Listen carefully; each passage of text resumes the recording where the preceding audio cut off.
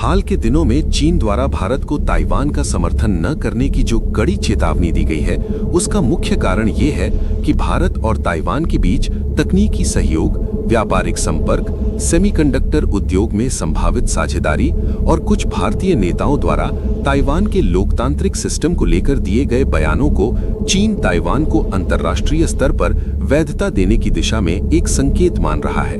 और इसी आशंका के चलते चीन को ये डर है कि भारत भविष्य में अमेरिका और उसके सहयोगी देशों के साथ मिलकर ताइवान के मुद्दे पर उसके खिलाफ खड़ा हो सकता है। इसी कारण ये विवाद उभरा और चीन ने भारत सहित सभी देशों को स्पष्ट शब्दों में चेतावनी दी कि ताइवान उसका आंतरिक मामला है और किसी भी तरह का समर्थन उसकी संप्रभुता पर सीधा हमला माना जाएगा।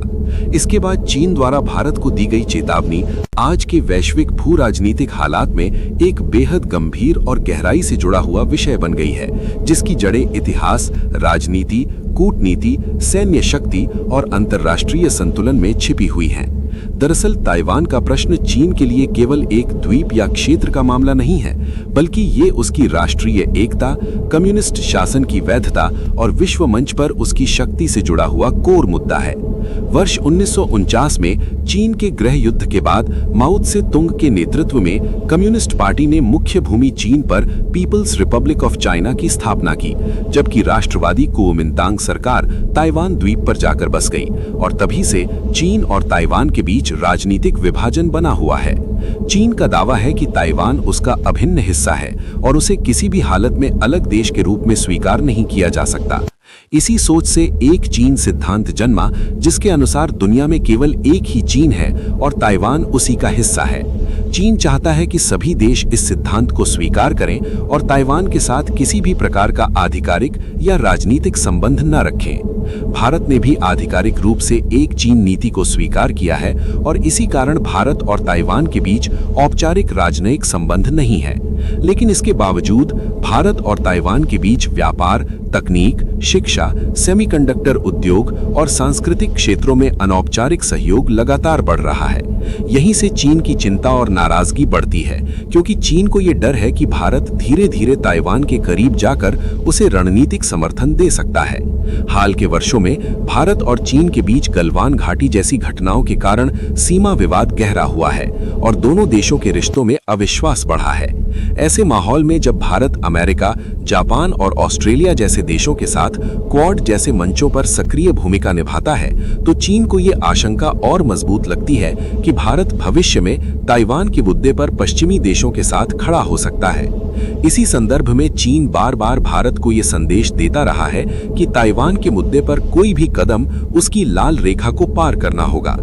चीन ने ताइवान के चारों ओर बड़े पैमाने पर सैन्य अभ्यास, लड़ाकू विमानों की उड़ानें, युद्धपोतों और मिसाइल अभ्यास के जरिए ये दिखा दिया है कि वो इस मुद्दे पर किसी भी तरह का समझौता करने को तैयार नहीं है। दूसरी ओर अमेरिका ताइवान को हथियारों की आपूर्ति करता है और उसकी सैन्य क्षमता को मजबूत करता है, जिससे चीन और ज्यादा आक्रामक रुख अपनाता है। भारत इस पूरे समीकरण में बेहद संतुलित और सतर्क नीति अपनाता है, क्योंकि एक तरफ चीन के साथ सीमा विवाद और व्यापारिक निर्भरता है, तो दूसरी तरफ भारत अपने राष्ट्रीय हित, तकनीकी आत्मनिर्भरता और रणनीतिक स्वतंत्रता को भी नजरअंदाज नहीं कर सकता। भारत का आधिकारिक रुख यही रहा है कि उसकी ताइवान नीति में कोई बदलाव नहीं हुआ है और वो केवल गैर राजनीतिक क्षेत्रों में सहयोग करता है। लेकिन चीन हर छोटे संकेत पर पैनी नजर रखता है और भारत को समय समय पर चेतावनी देता रहता है, ताकि भारत कोई ऐसा कदम न उठाए जिससे ताइवान को अंतर्राष्ट्रीय समर्थन मिल सके। आने वाले समय में ये विवाद और गहरा सकता है, क्योंकि ताइवान सेमीकंडक्टर जैसी अत्याधुनिक तकनीक का वैश्विक केंद्र है और भारत इस क्षेत्र में आत्मनिर्भर बनने के लिए ताइवान के अनुभव और तकनीक का लाभ लेना चाहता है। ऐसे में भारत को बेहद सावधानी से आगे बढ़ना होगा, ताकि वो चीन के दबाव में आए बिना अपने दीर्घकालिक हितों की रक्षा कर सके।